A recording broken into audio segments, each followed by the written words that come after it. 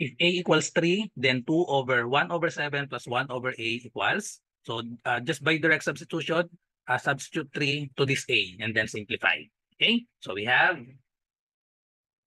2 over 1 over 7 plus 1 over 3. So just substitute 3 to this A.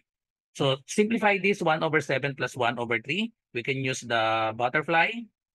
Okay, so butterfly technique. So just cross multiply. So we have 2 over 1 times 3, we have 3, plus 7 times 1, that's equal to 7, over 7 times 3, we have 21.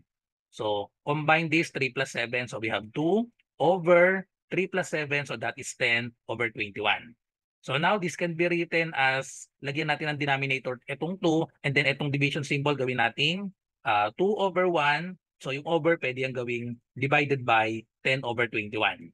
Apply the rule in division. So we have 2 over 1, change to multiplication, and then get the reciprocal of this.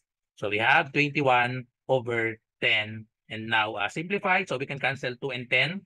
Divide by 2. So divide by 2, this will be 5. And then multiply 1 times 21. We have 21. And then 1 times 5 is 5. Therefore, the correct answer is letter A. Follow for more.